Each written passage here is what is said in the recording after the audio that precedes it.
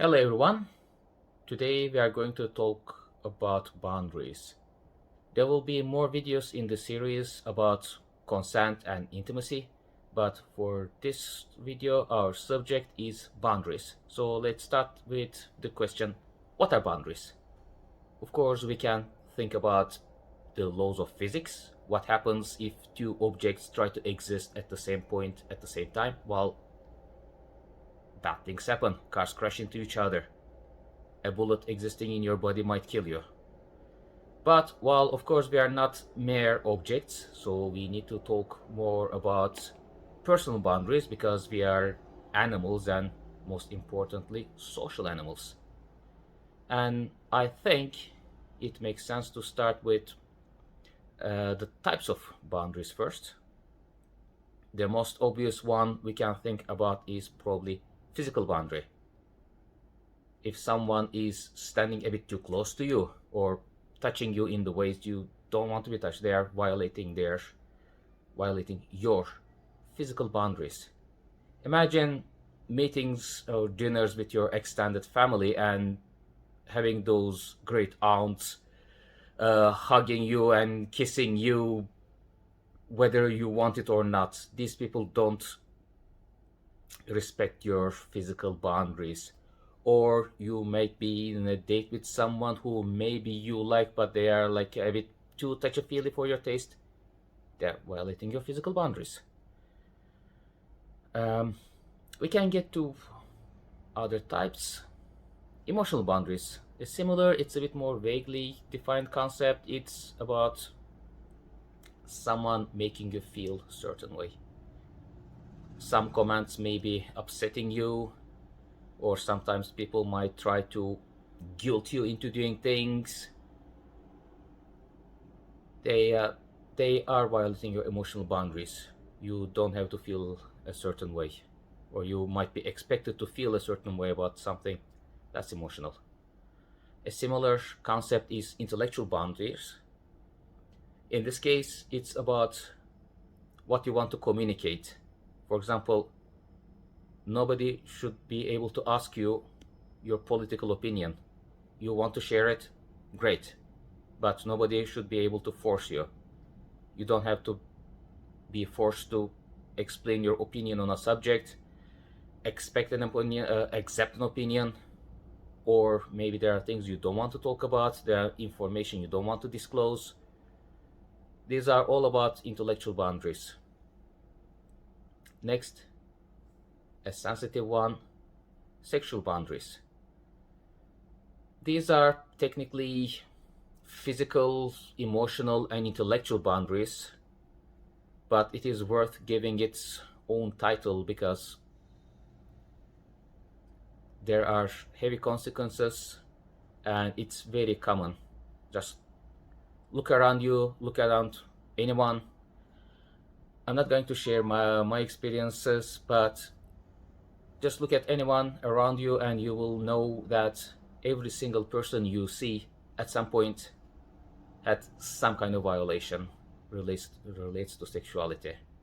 It's so common and it needs to be said. Next is something we don't talk about much or think about much, that is time boundaries. Having a time boundary means your time is yours.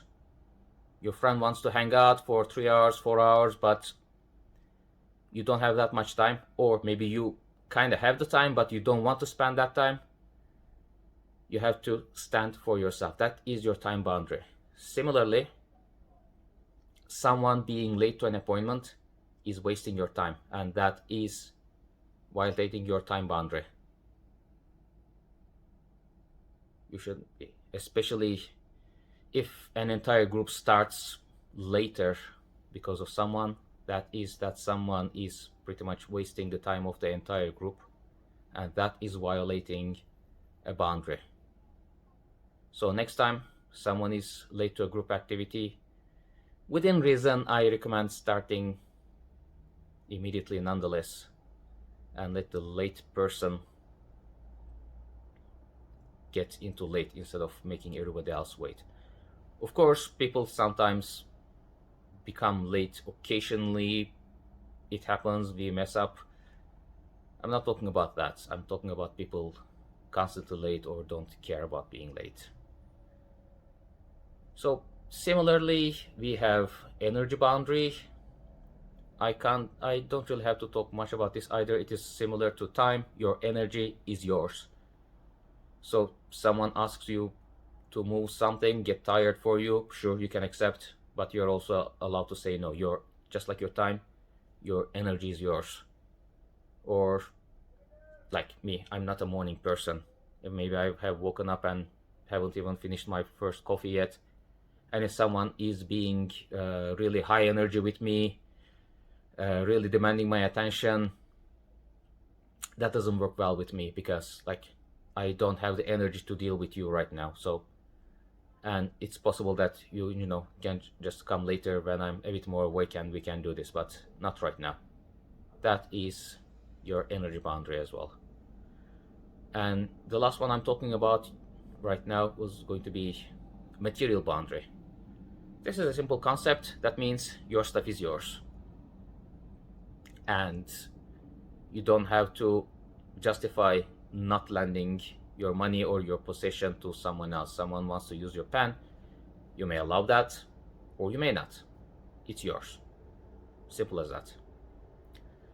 So, as a small exercise, I would like you to think about boundaries and think about the last time or some particular time somebody made you uncomfortable about any subject. Why? Why were you uncomfortable? What type of boundary might have been crossed? Is it something I mentioned, or is it something new and different?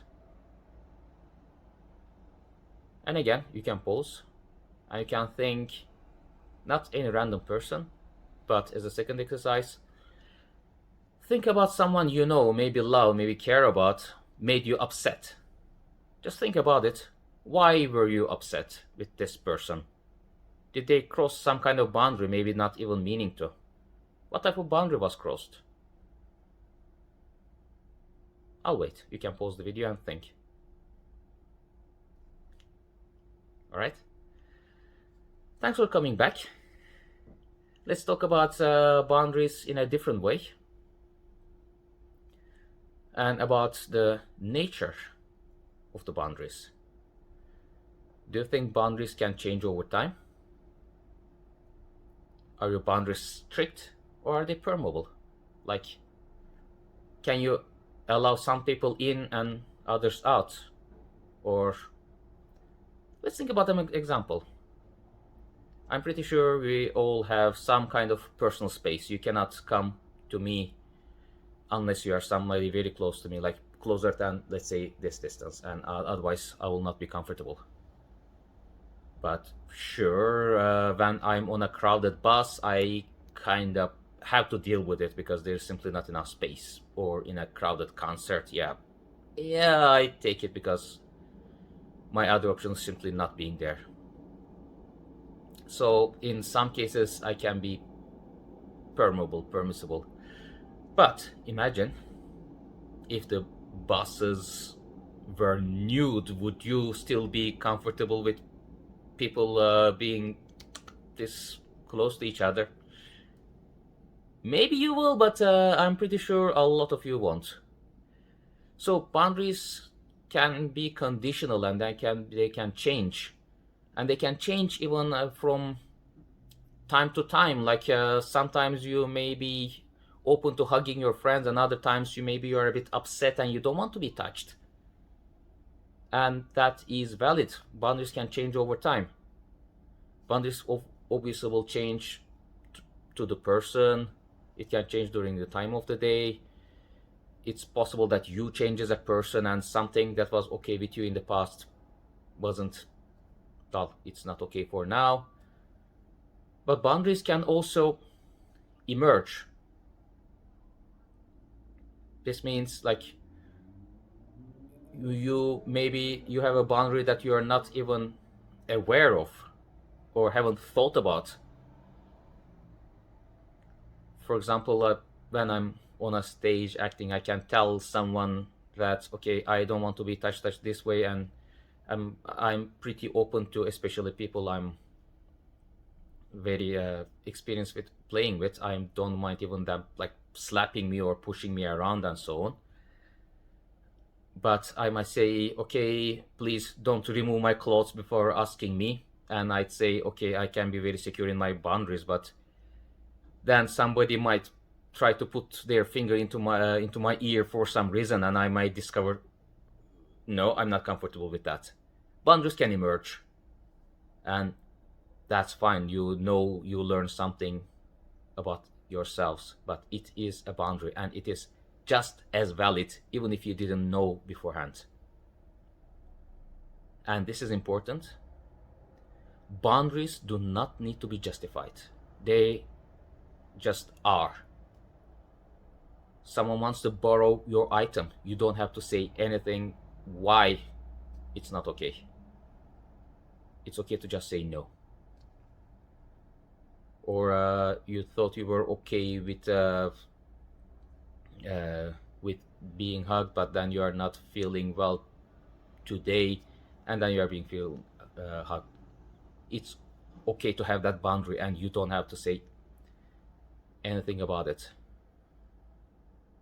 This was a little bit of a culture shock when I came to, well, Netherlands for my studies. And in my native culture, in Turkish culture, it's a bit of politeness that you people don't say no to each other. Instead, they say no indirectly by giving an excuse. Like, I don't know, if you don't want someone hugging you or kissing you, you can say, I'm sweaty. It's probably a lie, but it's just a polite way of rejecting things. And in my university in the Netherlands, I was in the archery club, and one of the other members had a really nice bow. And I asked politely, may I try your bow? And she said no. And she probably saw the shock in my face. And I said, yeah, it's for the untrained people, it's dangerous. I said, okay, I need a few seconds to process this. And I said, yeah, of course, it's okay, no problem. And then we're good.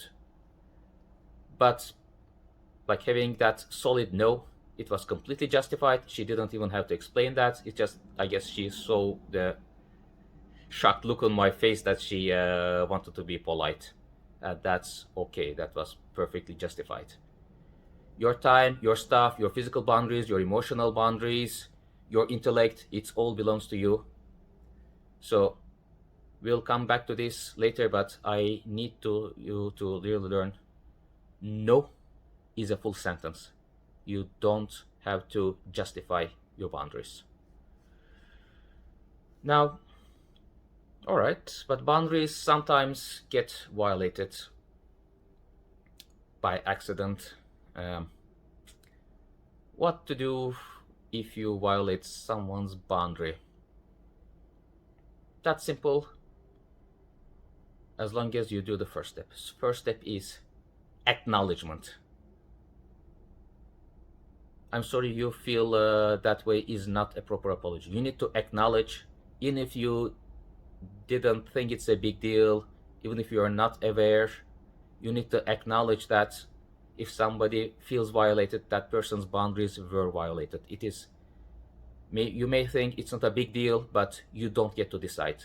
If it's a big deal for the other person, it is a big deal. So we, first of all, acknowledge.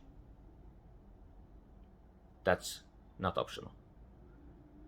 Then, well, the rest is being a decent person. You apologize. If there is something you can do to make up for it, to fix it, you do. If not, too bad. And then you, of course, commit to not do it again. And you communicate with that person. A trickier position to be is, what if our own boundary is violated? What do we do then?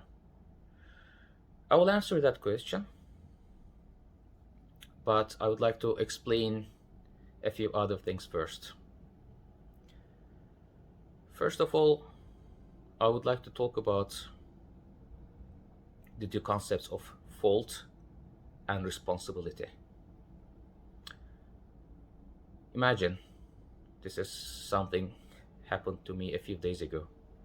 I left my purse, my man purse, my bag, unattended at a cafe, and some guy walked out with it. Luckily, it got found out, and nothing of value was missing from it, so it's fine. But is it my fault that my bag got stolen? No, it's a thief's fault. However, you can consider that I have a responsibility to myself to be safe. It's not my fault that it's stolen, but it's responsibility to myself to make sure it is not stolen. At least make a reasonable effort for that. And if it gets stolen or lost, again, it is my responsibility to fix it. It's not a punishment for not being careful, but it is, well, something I just have to deal with because that's life. You get that concept? Fault and responsibility. Something may not be your fault, but it might be still your responsibility. I'll get to another topic about what happens when people are stressed. You have probably all heard about fight or flight response, but that's a bit of a misnomer. There are two more concepts. Your flight or fright response on certain situations may not be enough, and sometimes you freeze.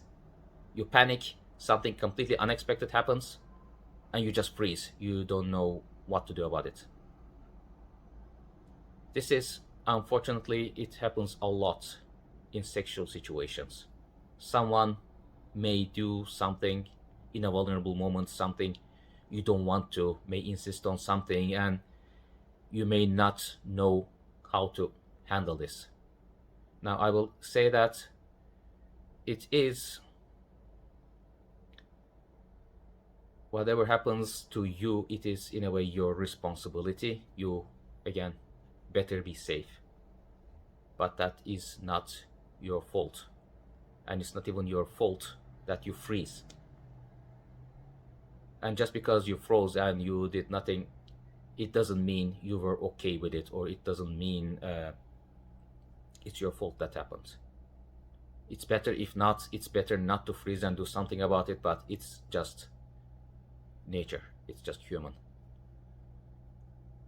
A similar response is phoning. Phoning is sometimes when you're afraid of someone or afraid of a situation, we try to please the other person that we are afraid of. We try to be nice to them so that they are not as abusive. This happens a lot to people who were raised in strict households, maybe got some strict teachers, have violations, have had abusive partners. These people tend to phone. Something to look out for. I have met several people who would apologize at the smallest thing. Even in Mixed United, in our theater group, I would simply give a direction. Okay, please stand here, that would look better. And she would say, sorry. No, there's nothing to be sorry about. I'm just giving a direction. And okay, sometimes we say sorry about out of politeness, but I think you know such people. They probably had some issues in the past and they just apologize for the most ridiculous tiny things.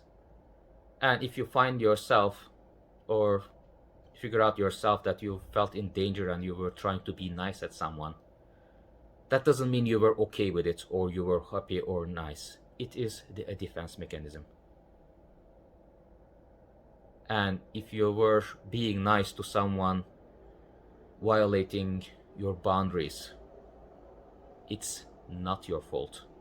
It is a defense mechanism. let that sink in. Phoning is a very human stress response. All right, so it becomes how we deal with it. First of all, I think I've said this enough, but I want to emphasize it. We need to acknowledge that our boundary was crossed. Yeah, but I didn't say anything. No. If I feel uncomfortable, some boundary has been violated. Yeah, but I didn't say anything. Well, some boundary was violated. Even if I didn't say anything about it, if I was smiling about it, no. If you feel uncomfortable about something, your boundary has been violated. And it is best if you can learn about this and learn how to deal with this further coming along. And most importantly, it is not your fault. It is not your fault that you didn't respond appropriately.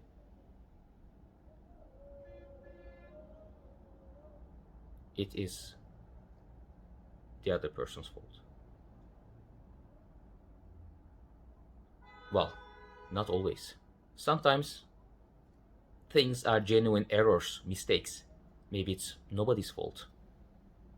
Maybe the other person thought you were okay with something, and maybe you were okay with whatever happened in the past, but not right now.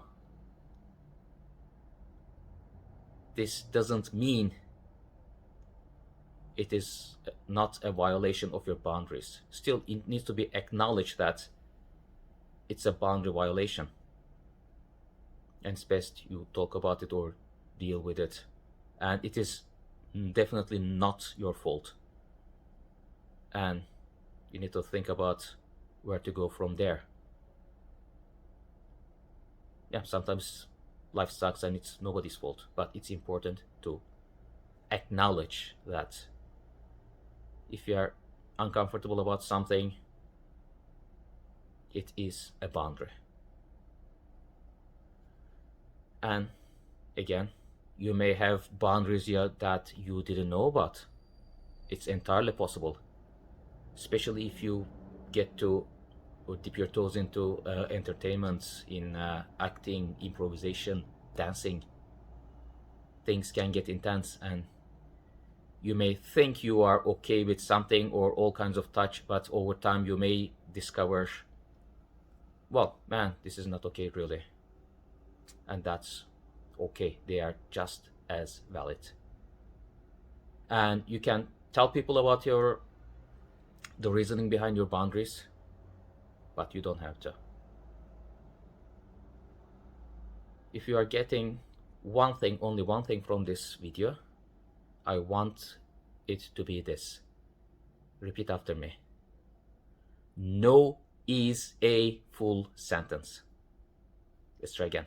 No is a full sentence. One last time. No is a full sentence. See you in the upcoming videos.